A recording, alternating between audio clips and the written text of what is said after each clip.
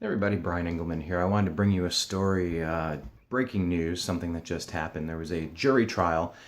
I'd heard in passing. I hadn't really followed all that closely, but here's some of the details. Out in Massachusetts, there's a 20-year-old named Michelle Carter. She has now been sentenced to 20 years in prison for involuntary manslaughter. At 17 years old, she was encouraging Conrad Roy III, who was then 18 years old, to kill himself through phone calls and text messages. The Conrad Roy III died in a parking lot in his truck. He hooked it up somehow so that the exhaust could go inside and kill himself through carbon monoxide poisoning.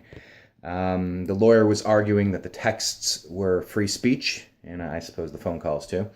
And then in a series of other messages to other people, Michelle Carter, she was texting a friend, "It's my fault.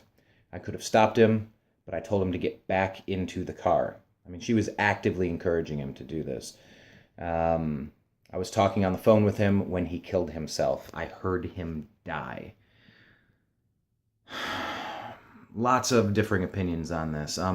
My understanding is that she waived the right to a court case. To a jury trial rather, and put this on a judge. I think that was a big mistake. I think if there were 12 angry men, obviously men and women, and all those genders too, men, women, and other, if there were 12 people on a jury trial, I would find it hard to believe that you were going to get a unanimous decision that this is something that she should be punished for. That's not to say that she's not a monster, not a beast for doing this, but to fault her and blame her and charge her and convict her and throw her into a cage because some guy decided to take his own life. She didn't pull a trigger. She didn't slit a throat. She didn't bash a head in. She didn't do these things. Vile, disgusting, reprehensible. Yeah. There were other text messages, correspondence where she was encouraging them to both get help, and to help him through it, apparently. And so I'm going to take a little bit of time and dig into this case a little bit more, but I want to give you some of my quick, my quick reactions to it. This is a slippery slope for free speech. This is something we need to be careful of. This could potentially give every broken-hearted teenager. Hang on, let me say that again. This is a slippery slope because it could give every broken-hearted teenager the opportunity to duck out, to bail out, to check out, to leave a temporarily painful life. If you weren't hurt emotionally in your teenage years or 20s, then maybe you weren't living, because I think that's kind of part of growing up. You got to deal with this stuff.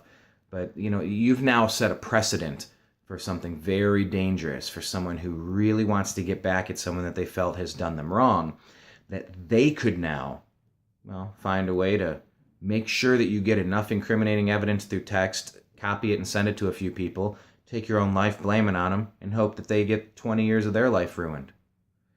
This is a slippery slope. This is a dangerous game that we're playing. It brought up something I was thinking about.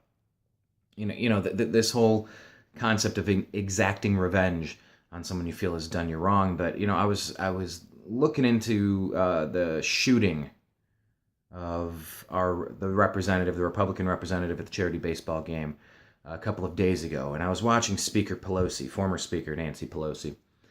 And one of the questions in an interview, a wide-ranging interview of a couple different things, I believe it was Andrea Mitchell on MSNBC, they were talking about, do you feel that Barack Obama did enough to get that guy out of North Korea?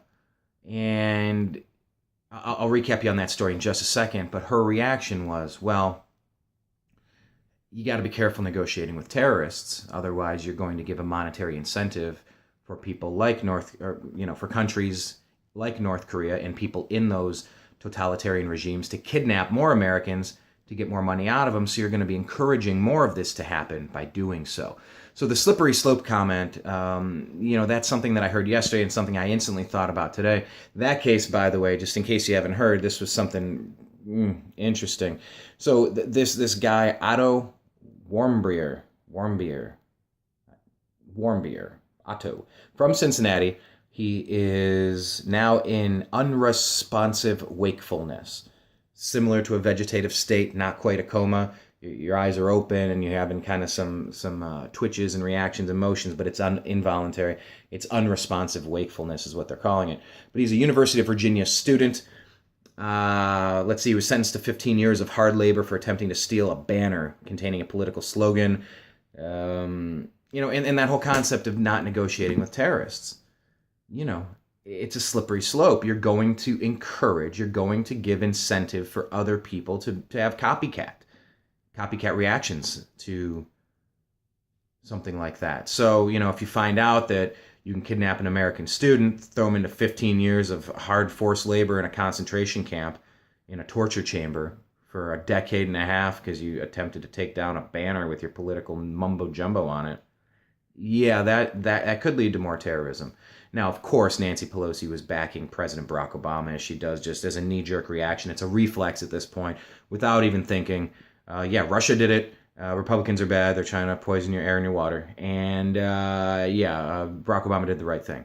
So on one hand, she's just a card-carrying tool for a political party, which can be taken with a grain of salt. However, in this case, there is some valid truth to it. There is some legitimate reasoning behind why you don't want to encourage this type of behavior. So I think this judge in Massachusetts has really opened a can of worms, maybe Pandora's box even. This is not the first or last case of people having bad situations, bad breakups, and really mean, nasty stuff being said, and then what? You're going to go after everybody who goes out and does it? I mean, is she responsible for that guy killing himself? Go through it. I mean, you can make a case on either side. I'm going to be hard-pressed to disagree with you. There are many valid points on both sides of this. But at the end of the day, like the lawyers argued, is that free speech? Are they allowed to be vile and reprehensible? I mean, we see the ACLU do this almost all the time, defending indefensible stuff. Because free speech isn't something that's said to protect popular speech. It's said to protect the horrible stuff. I forget the girl's name, but I saw an interview with Joe Rogan a couple weeks ago or a couple days ago. I found it 2 days ago. And it was this woman, I believe she gave a TEDx talk or something about growing up in the Westboro Baptist Church. And it was an interesting conversation back and forth about how vile it is to be out there picketing and protesting and having filthy, nasty, disgusting signs at the funerals for servicemen, servicewomen returning from, Iraq, Afghanistan, where have you. It was an interesting conversation. Joe was really kind of letting her have it, and she, while this person, formerly of Westboro Baptist, before she left, she's making a lot of sense, and then she really kind of dug down on, no, we got every First Amendment right to do what we were doing.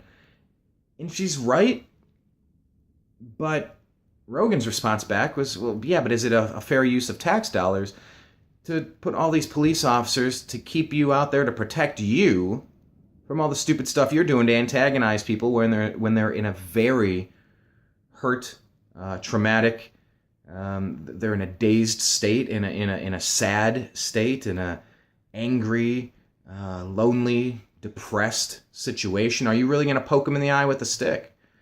And if so, if you're going to do that, why do we have to have police officers putting you in a pen and barricading you around and keeping you safe? You're doing this to yourself. You're the one looking for trouble. You're the one out there. So to flip this around now, this woman in Massachusetts, she was certainly encouraging this. At what point does she become responsible for it, if at all? So this is something that is a great topic for the Agree to Disagree show here at the New American Media. I hope you're following us. If you haven't subscribed, it's youtube.com/the New American Media. Click subscribe, 6 years of content, lots of different stuff. We say from sports to spirituality, comedy to Congress, freedom to firearms, seeking truth, challenging dogma, and having fun. We ask you to engage us in a mostly civil conversation. So this is a topic, I want to hear more opinions. I want to read up on this case a little bit more. I don't want to rush to any complete snap judgments at this moment, but just first thought off the top of my head. You don't negotiate with terrorists. This is a slippery slope. Man, if you really opened up a can of worms or Pandora's box, Mr. Judge. Whew. But this is the social media age we live in. This is something that if you want to go back to Lemuria or Mu or Atlantis, if you think that those civilizations existed, maybe there was technology at that point.